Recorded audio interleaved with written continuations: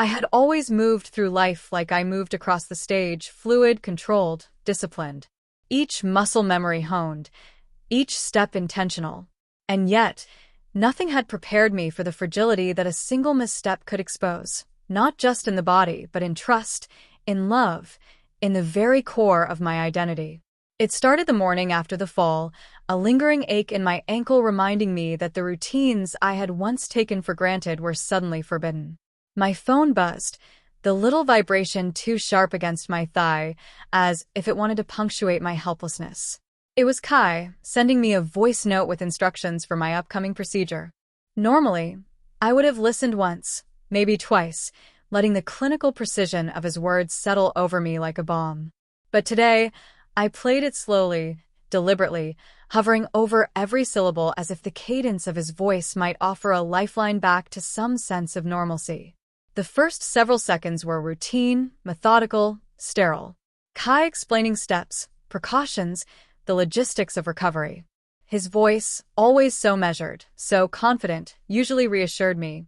I had relied on it for months, letting his authority seep into the cracks of my own judgment, convincing myself that his expertise was synonymous with care, with loyalty.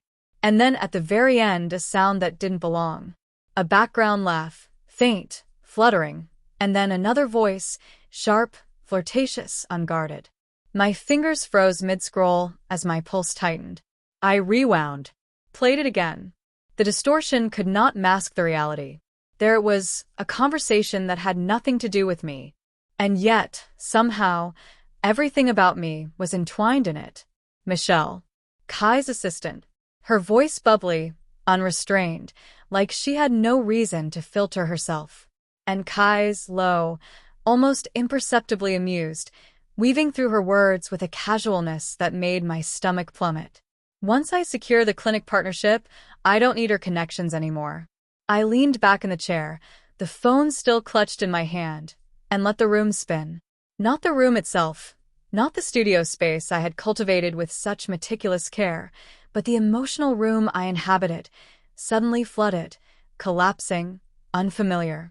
My body throbbed from the fall, the fractured ankles screaming reminders of vulnerability, but my mind, my senses, were ignited in a different kind of pain. Betrayal is a funny thing. It hits not in the climactic moment, but in the quiet, in the gaps, in the things you never expected to hear. I sat there listening to the voice note again, trying to ground myself. The sound waves carried with them the final cruelty. Yes, it keeps her dependent. Not dependent on him, I realized. Dependent on his version of care, on the control he wielded as if I were an extension of his authority, a puppet tied to routines, recovery plans, and silent expectations. I closed my eyes and exhaled slowly. There would be no melodrama, no confrontational explosion. This wasn't a stage, and I wasn't performing. I was recalibrating. My first thought, sharp and clear, was not heartbreak, it was strategy. The fall had given me clarity. I realized in those trembling moments that I had allowed myself to become something I was not, compliant, diminished, measured against someone else's definition of worth. Kai had not loved me. He had managed me, monitored me, kept me tethered to his convenience. And now, for the first time since my injury, I felt the electric thrill of autonomy surge through the pain. I stood, gingerly, careful not to provoke the fragile ligament, and opened my laptop. Noah's number sat in my contacts, steady, reliable, familiar. I hesitated, just a moment, letting the gravity of what I was about to do sink in. Reaching out would mean admitting my vulnerability, yes, but not to Kai. To someone I could trust, someone who respected both my body and my agency. Someone who wouldn't speak in underhanded tones about my incapacity, who wouldn't manipulate healing for personal gain. With one decisive press of the call button, I initiated a new chapter of my life. My heart still raced from the fall, but not in fear. In anticipation. In recognition that pain, when faced squarely, could forge a clarity sharper than any performance, more transformative than any applause. I would heal. I would reclaim my strength. And I would do it entirely on my own terms. The evening air was cool, carrying the faint scent of rain-soaked asphalt, but it did little to soothe the storm inside me. I sat on the edge of the studio's treatment table, ankle propped on a cushion, my fingers tracing the contour of the phone I had replayed more times than I could count. The voice note from Kai had become both a weapon and a revelation, a window into a world I hadn't dared look at until now. And once I'd looked, I couldn't unsee it. The betrayal wasn't theatrical. It wasn't shouted across rooms or thrown into a confrontation. It was insidious, quiet, deliberate, the kind that slipped in behind your trust like a shadow stretching at dusk. Michelle's laugh, high and easy, had been the first piercing chord. Kai's casual agreement, his smug certainty, had been the strike that echoed through my chest. Once I secure the clinic partnership, I don't need her connections anymore. Yes, it keeps her dependent. Every word carved itself into me, resonating louder than the throbbing of my ankle, louder than the rush of blood in my ears. I leaned forward, pressing the phone closer, straining to catch the subtleties hidden beneath the muffled tone. Their conversation wasn't just evidence of infidelity, it was proof of manipulation. I realized in that instant that my life had been quietly orchestrated to serve someone else's ambitions. Every suggestion Kai had made, every recommendation regarding recovery, every admonishment about pushing myself too far, had been a tool. Tools to tether me, to make me reliant, to limit my autonomy. The realization struck me with a curious mix of anger and liberation. I had spent months, years even, molding myself to Kai's rhythm, conforming, acquiescing, striving to meet standards he didn't set out of love, but out of self-interest. And yet, here I was, broken physically, yes, but mentally sharper than I had ever been. Pain, it seemed, could be clarifying. I took a deep breath and let the adrenaline of the discovery settle into focus. I wasn't going to scream or confront him impulsively. That wasn't me. I was a dancer, a choreographer. My life had always been about precision, about understanding the rhythm and flow of movement. Now I would apply that same discipline to reclaiming control over my own body, my own decisions, my own life. Pulling the phone into my lap, I scrolled through messages, emails, anything that might confirm the larger pattern of deceit. Every notification I opened felt like a small revelation, a breadcrumb trail that led to the undeniable truth. Kai had never loved me. Not fully, not honestly. He had loved the image of me, the compliant, pliable Zia who made him look accomplished, who bent her ambitions quietly to his convenience. I could feel my pulse in my temples as my mind began to map out the steps ahead. The first was practical. Cancel the surgery he had scheduled for me. The second was protective. Secure a medical team and a rehabilitation plan that respected my autonomy. And the third, perhaps the most satisfying, was personal. Reach out to someone who had always been steady, someone whose care was rooted in trust and integrity, not manipulation. Noah. The name settled in my mind like a promise. My best friend's brother, a physical therapist I had always trusted, someone who had watched over me when I was too stubborn to admit I needed help. He had never demanded control. He had never belittled, monitored, or minimized me. He simply cared, quietly, consistently, without expectation. I imagined his steady hands guiding me through the long, painful rehabilitation, his eyes alert and observant, noting every flinch, every strain, every victory. I imagined conversations untainted by manipulation, moments of genuine connection built on mutual respect. And for the first time in months, maybe years, I felt something stir, something warm, something I hadn't allowed myself to acknowledge. Attraction, but also relief. Safety. Affection born not of convenience, but of honesty. I exhaled slowly, realizing that the physical pain in my ankle was now accompanied by a sharper, exhilarating awareness. I had been broken, yes, but I was also awakening. The stage of my life was shifting, the choreography changing, and I could finally lead again. I didn't need to perform for Kai or anyone else. I only needed to honor the truth of my body, my mind, and my heart. As the night deepened, I pressed the call button for Noah. My pulse quickened not with fear, but with anticipation. I was reclaiming the rhythm of my life, step by step, breath by breath, and with every fiber of my being, I was ready to be fully, fiercely, unapologetically Zia again. The morning sunlight felt impossibly bright as it filtered through my apartment window, illuminating the cast on my ankle like a badge of survival. Every movement was deliberate, measured, a reminder that my body, once so taken for granted, was now the center of my attention. No one would dictate its limits anymore. Not Kai. Not Michelle. Not anyone who saw me as a tool for their convenience. I reviewed the list I had scribbled the night before, a roadmap for reclaiming my autonomy. First, cancel the surgery. Done. Second, secure a new medical team. Third, initiate my rehabilitation with Noah. Fourth, sever the threads of Kai's control over my professional and personal life. Step by step, piece by piece, I was building boundaries I should have had long ago. Picking up my phone, I sent a short, clinical message to Kai's office. Cancel the procedure. I will not be proceeding under your care. Further communication regarding my treatment should be in writing. I didn't pause to feel guilt, didn't agonize over politeness. I had spent too many years deferring to him out of fear or misplaced loyalty. That chapter was over. The next step was Noah. I dialed his number with a mix of anticipation and relief, my chest tightening at the thought of having someone truly trustworthy at my side. His voice, calm and steady, filled the room. Zia? Are you okay? Yes, I said, almost laughing at the simplicity of the word. And I want your help, rehab, therapy, everything.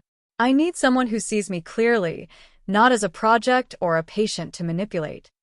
There was a pause, and then his tone softened. I'll be there. You're not alone in this, Zia. The words were balm. The promise of partnership, not out of obligation but choice, was intoxicating. I felt the first real stirrings of hope since the fall. Later that afternoon, Noah arrived with a kit of supplies, exercises, and a clear plan for gradual, safe rehabilitation. His hands, experienced and gentle, guided me through stretches and mobility exercises, watching for the tiniest winces, the smallest hesitations. I felt a spark of connection as he adjusted my posture, offered encouragement, and celebrated even minor progress. His presence was steady, unwavering, completely devoid of judgment or ulterior motive. As we worked, a subtle shift began to occur, not just in my body but in my mind. The pain in my ankle, though real, became secondary to the sense of autonomy I was regaining. Each small success, lifting my leg a fraction higher, standing without support for a second longer, was a reminder that I was in control. I was reclaiming my strength, my skill, my life. By evening, we were sitting on the couch, the session over, muscles tired but spirits buoyed. Noah handed me a bottle of water, his fingers brushing mine for a brief moment. The contact was innocent, yet it sent a spark through me, warm and insistent. I realized with startling clarity that my attraction to him had been simmering beneath the surface for years, hidden by my reliance on Kai and my drive to maintain control in all other areas. Now, stripped of the illusions, the attraction was pure and unencumbered. I have to admit, Noah said softly, breaking the silence, I've always worried about you. You push yourself so hard, always giving, sometimes to the point of forgetting yourself. I know, I whispered, the vulnerability in my voice startling me. I'm learning to stop forgetting myself. Finally, his eyes held mine, steady, unwavering, and I felt a quiet, thrilling charge of intimacy between us, an unspoken acknowledgement of the trust forming, the bond deepening. For the first time, I didn't want to hide my need for care or my desire for companionship that honored my strength. That night, as I rested, ankle elevated, I felt a rare sense of peace. I was still hurt, still recovering, but the control that Kai had exerted over me, emotionally, physically, was gone. I had reclaimed my body, my autonomy, my truth. And alongside that reclamation was something entirely new, the possibility of connection with someone who saw me as whole, capable, and deserving of both care and passion. The fall had been terrifying. The betrayal had been cruel. But for the first time, I felt genuinely reborn. And as I drifted into sleep, I realized that the next steps, hard as they would be mine, guided by honesty, integrity, and perhaps by a heart slowly opening to Noah. The morning light came soft through the blinds, brushing the cast on my ankle with a gentle warmth. I flexed my toes slightly, feeling the stiffness of immobility and the ache of muscles unused to movement. Even though the fall had been terrifying and the betrayal I discovered still stung, there was a quiet thrill in taking my first deliberate steps toward independence, not just physically, but emotionally.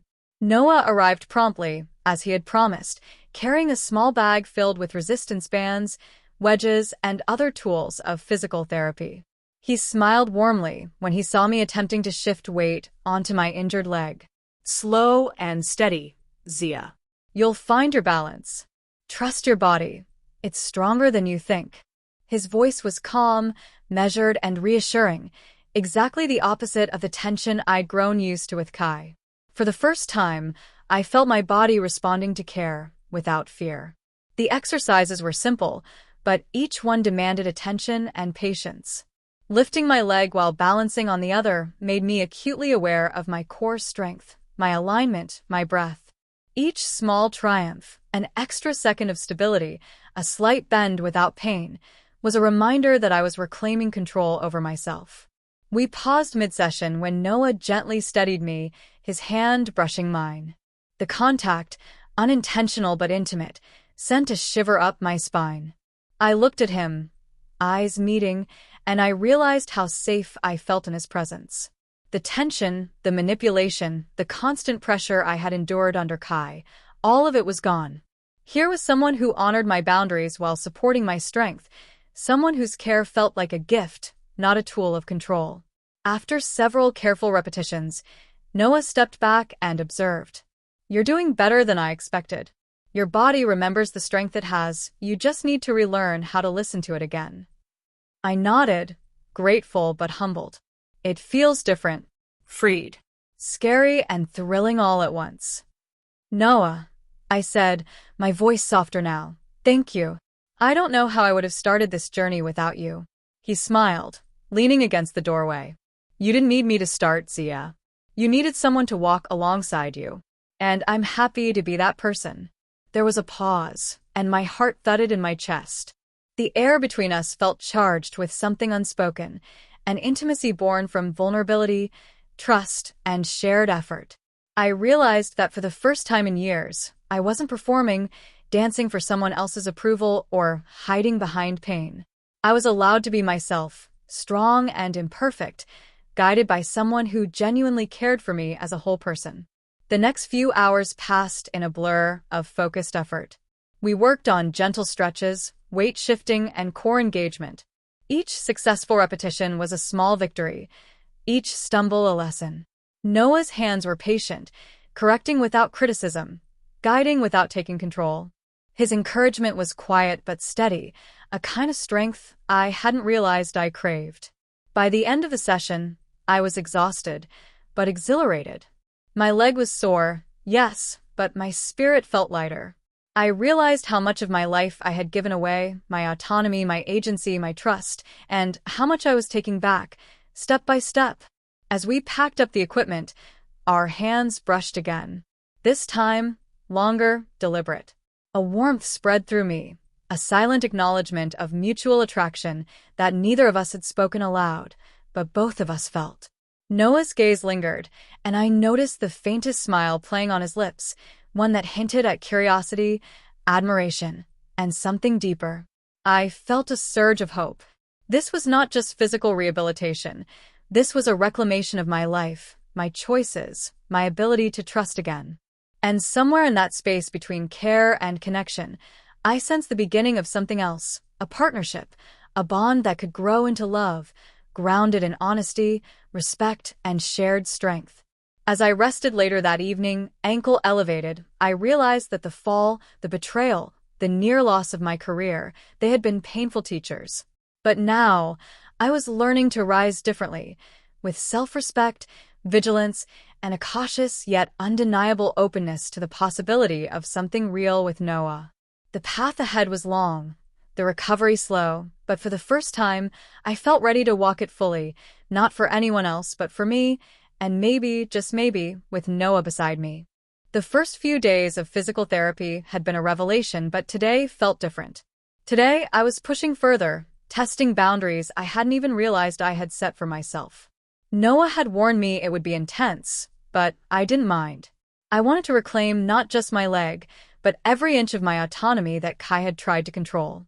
When I arrived at his small, sunlit therapy space, Noah was already setting up the equipment. His presence was grounding, calm, and somehow comforting in a way that made my chest tighten. I watched him move, the efficiency and quiet strength in every gesture. He had this way of making hard work feel collaborative, even fun, and it filled me with an unexpected warmth. Today, he said, his voice steady, we focus on balance, flexibility, and rebuilding confidence in your injured leg. It's going to be challenging, but you're ready. I nodded, feeling the surge of adrenaline that came with confronting my limitations head-on. The exercises began simply enough: gentle stretches, weight transfers, and small hops to encourage stability. But soon, he added resistance bands, balance wedges, and subtle weights.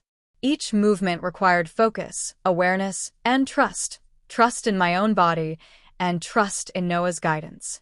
At one point, I wobbled precariously on the wedge, my balance teetering.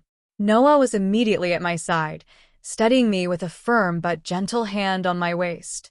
Our eyes met, and for a moment, the world outside seemed to disappear. The brush of his hand, the warmth of his touch, it was electrifying, intimate without being overtly suggestive.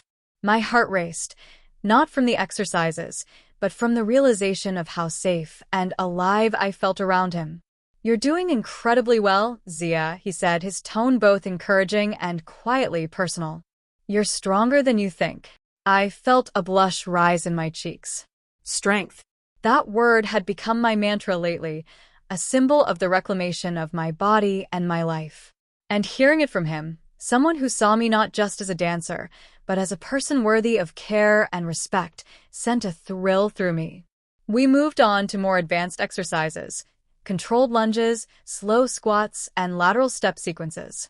Each one was a test of endurance and courage. Every time I hesitated, Noah's presence grounded me. When I stumbled or faltered, he was there, steadying me, reminding me to breathe, to trust my strength. During a particularly challenging balance drill, his hands grazed mine while adjusting my stance. The contact lingered, intentional but subtle, sending a spark through my body.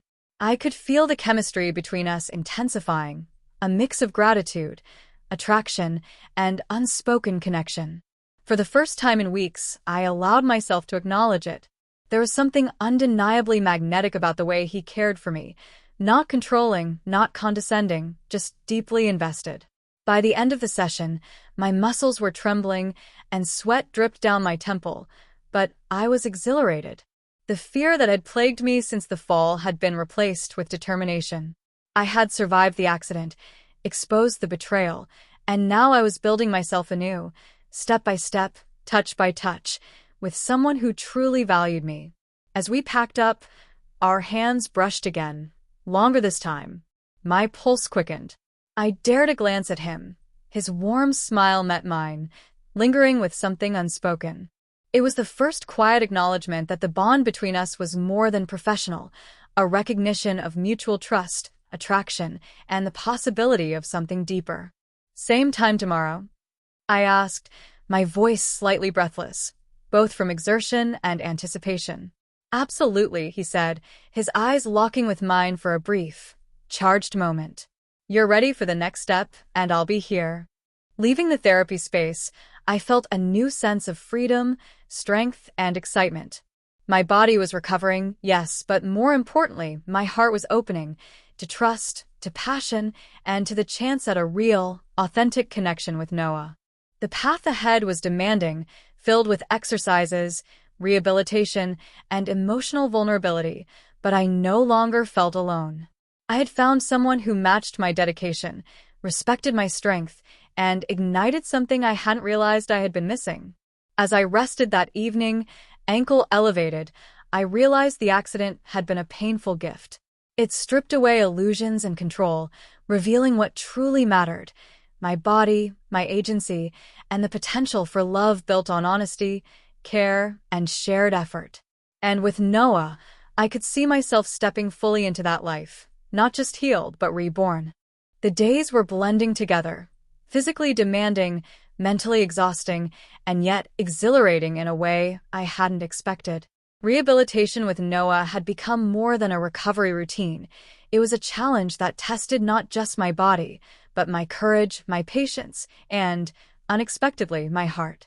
That morning, I arrived at the therapy space with a mix of determination and anticipation. Noah was already setting up, quietly humming a tune I couldn't place. There was a casual ease to him that made me feel instantly calmer, even as my ankle throbbed with residual pain from yesterday's exercises. "Good morning, Zia," he said, looking up from the equipment. His smile was easy, reassuring. "Ready to take it up a notch today?" I nodded, trying to mask the flutter of nerves in my stomach. Every session pushed me further, both physically and emotionally. Today, he had set up a series of advanced balance and coordination drills. Each move required focus, awareness, and trust, not just in my own strength, but in his guidance. We began with slow, controlled lunges, his hands occasionally brushing mine as he adjusted my stance. The contact was electric, though subtle, sending a thrill through my entire body. It was as though the injury had heightened my sensitivity, not just to physical touch, but to connection, to intention, to presence. Each touch was deliberate, caring, and full of unspoken intimacy. As we moved on to lateral steps and resistance band work, I realized that every moment with Noah carried a layered tension. He encouraged, guided, and corrected, but there was also a closeness that went beyond professional care. When he leaned in to steady me during a wobble, our faces were inches apart. I could smell the faint trace of pine from his jacket, hear the calm, steady rhythm of his breathing, and feel the warmth radiating from his body. "You're doing amazing," he said quietly, his hand lingering for just a fraction longer than necessary.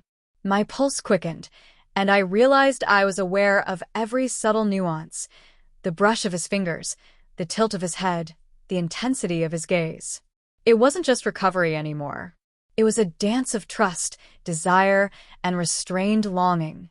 During a particularly challenging exercise, I stumbled slightly and Noah caught me effortlessly, holding me close for a brief heartbeat.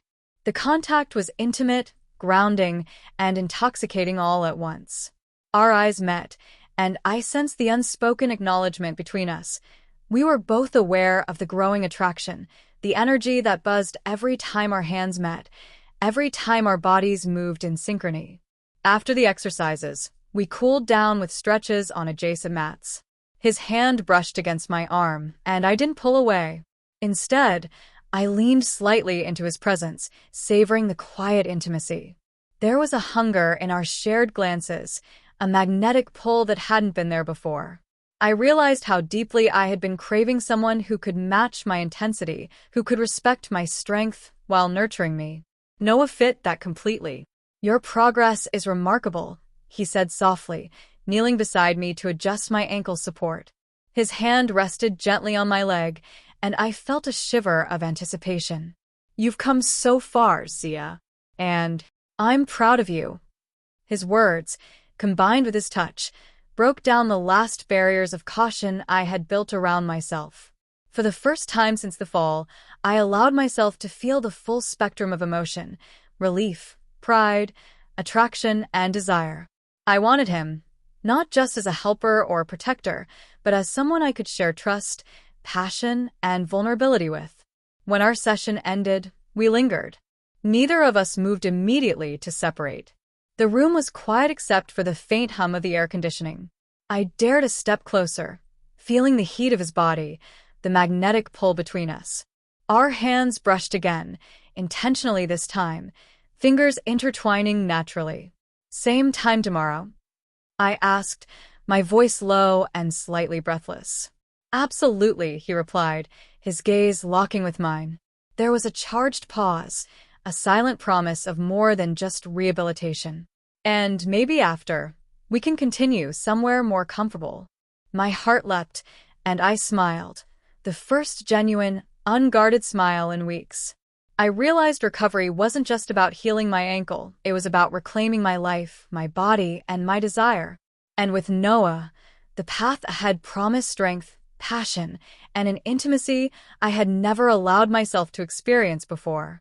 I never imagined a physical therapist session could feel like this. Every time I stepped into the therapy room, I was aware of Noah in a way that made my heart race and my skin tingle. Today, the electricity between us was impossible to ignore. The exercises began as usual slow, controlled movements designed to strengthen my ankle and rebuild my balance. But the way Noah guided me today carried an almost teasing quality. When he adjusted my stance, his fingers lingered, brushing over my wrist or the small of my back. Every touch felt deliberate, intimate, and full of a quiet heat I couldn't deny. "You're improving faster than I expected," he said, his voice low and casual, but there was an undercurrent of something else, something more personal. His eyes met mine in a way that held me captive for a heartbeat longer than normal. My pulse skipped, and I had to force myself to breathe. During a series of balance drills, he came close to steady me as I wobbled. His chest brushed mine, just slightly, but the contact sent a jolt through me. I tried to focus on the exercise, but my mind betrayed me, fixating on the curve of his shoulder, the warmth of his body, the way he seemed to anchor me even without speaking. When he corrected my position again, he leaned a fraction closer, and I caught a faint scent of cedar and sweat, raw, natural, intoxicating. I felt bold, almost reckless, and didn't pull away. Instead, I tilted my face up slightly, curious, staring. His gaze flicked down to my lips for just a second, and I felt a shiver run through me. "Relax," he murmured, adjusting my arm. His hand grazed my side, brushing against my rib. There was a deliberate softness in his touch that made me aware of every nerve ending. I swallowed hard, trying to ground myself in the moment, but the tension was building, undeniable. After the drills, he suggested stretches on the mats. We ended up side by side, knees almost touching. Our hands brushed repeatedly, innocent at first, then intentional. There was a charged energy in the air, like a storm ready to break. "Zia," he said quietly, almost a whisper, "I need to tell you something." I looked at him, heart hammering. There was sincerity in his eyes that made my chest ache. "I've been holding back," he continued. "Not because I don't want this, not because I don't want you. I just didn't want to risk our professional dynamic." My breath caught. I had been feeling the same, trying to rationalize away the tension, but hearing him say it, directly, unabashedly, unleashed a wave of emotion I could no longer contain. Without thinking, I closed the small distance between us. Our lips met in a fierce, hungry kiss, the kind that stole the air from my lungs and left my heart racing. His hands framed my face, thumbs brushing my cheeks, as he deepened the kiss, pulling me closer, anchoring me to him. Every lingering touch, every shared breath was a declaration. This was mutual, undeniable, real. When we finally broke apart, our foreheads rested together, breathing heavily, sharing the quiet aftermath of something dangerous and exhilarating. I felt flushed, alive, completely unguarded. "I've wanted this for weeks," he admitted, voice low, almost rough with emotion. "I didn't want to push, but I can't ignore it anymore."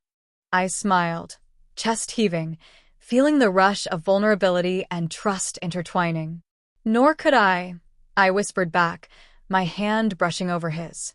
The rest of the session passed in a blur of stolen glances, tentative touches, and the quiet thrill of discovering each other outside the professional boundary that had defined us for so long. Every movement, every brush of our hands, carried the promise of more trust, more connection, more intimacy. For the first time since my fall, I felt powerful, not just in my body, but in my choices, in my desire, in the knowledge that I could reclaim everything I had almost lost. And with Noah, I was ready to embrace the fire we'd sparked, knowing that every touch, every kiss, Every moment of closeness was a foundation for something far deeper than rehabilitation. The sun was just rising over the city when I stepped onto the wooden floor of the studio for my final rehabilitation session. My ankle, once fragile and uncertain, now held firm beneath me. Every movement, every step, reminded me of the long road I had traveled, not just physically, but emotionally. The fall that had threatened everything had, paradoxically, rebuilt me from the inside out. Noah was already there, adjusting some equipment, his presence calm and grounding as always. The moment our eyes met, a warmth spread through me, one that had nothing to do with the physical touch of therapy and everything to do with the quiet, unwavering support he had offered through my most vulnerable moments. "Ready?" he asked, a teasing glint in his eye, though his tone carried the weight of pride and reassurance. I nodded, smiling. More than ever. As we began the exercises, I felt a sense of ownership over my body I had never experienced before. I was no longer a passive participant in my own life, no longer tethered by Kai's manipulations or the fear of failure. Every stretch, every controlled movement, every careful lift of my leg was a declaration of my strength. Noah's hands guided me when needed, but he did so with a reverence that made me feel both safe and respected. Halfway through, he paused, stepping close. You've come so far, Zia. You've done this all yourself, but I hope you know I've loved being by your side through it. My breath caught. His words carried a softness and honesty that made the ache in my chest, built up from months of betrayal and frustration, finally release. I reached for him, my fingers brushing his, feeling a spark that had grown steadily since our first tense, trusting sessions. I wouldn't have wanted anyone else, I admitted, my voice barely above a whisper. You've helped me find my strength in ways I didn't know I was missing.